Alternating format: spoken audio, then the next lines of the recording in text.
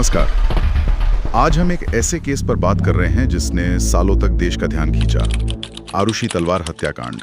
इसे Noida double murder case भी कहते हैं। हमारे पास कुछ रिपोर्ट्स और जांच के अंश हैं, तो कोशिश करेंगे कि इसके जरिए समझें कि क्या हुआ था, जांच कैसे चली और नतीजा क्या रहा। हाँ बिल्कुल, ये केस सिर्फ फैक्ट्स के लिए नहीं बल्कि जांच की प्रक्रिया में जो कमियां रहीं और जिस तरह सिर्फ परिस्थिति जन्य सबूतों पर फैसले हुए उसके लिए भी बहुत अहम है।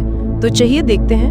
तो बात है 15-16 मई 2008 की रात की। नोएडा में 13 साल की आरुषि तलवार और उनके घर के हेल्पर 45 साल के हेमराज पंजाड़े की हत्या हो जाती है। 16 मई की सुबह आरुषि अपने कमरे में मृत मिली, गला रेता हुआ था और हेमराज गायब था। तो जाहिर है पहला शक उसी पर गया।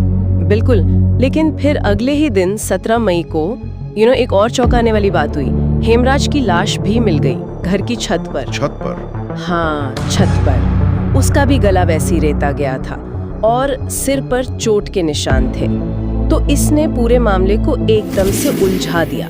अब ये डबल मर्डर था। और यहीं से शायद जांच में दिक्कतें शुरू हुई। क्राइम सीन का क्या हुआ? वहीं गड़बड़ हुई। रिपोर्ट्स बताती हैं कि जो क्राइम सीन था, तलवार का अपार्टमेंट, उसे यूपी पुलिस ने फौरन सील नहीं किया। ये एक कह सकते हैं बड़ी चूक थी। तो फिर तो बहुत लोग आ गए होंगे वहाँ। हाँ बिल्कुल, रिश्तेदार, मीडिया वाले, पुलिस वाले भी सब आते जाते रहे।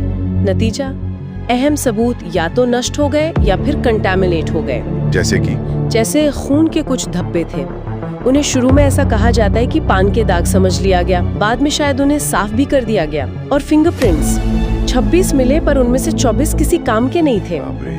और आरुषि का फोन भी तो गायब था। हाँ, वो फोन कभी मिला ही नहीं। ये सब शुरुआती गड़बड़ियां थीं जिनका असर आखिर तक रहा। जांच की बात करें तो वो भी काफी उतार चढ़ाव वाली रही है ना। पहले यूपी पुलिस ने हेमराज पर शक किया, फिर हेमराज की लाश मिलने पर शक तलवार दंपति यानी आरुषि के माता पिता डॉक्टर राजेश और नूपुर तलवार पर चला गया। राजेश तलवार को तो अरेस्ट भी कर लिया गया था। हाँ, लेकिन फिर मामला सीबीआई को गया। हाँ, जब यूपी पुलिस की जांच पर सवाल उठे तो केस सीबीआई को सौंप दिया।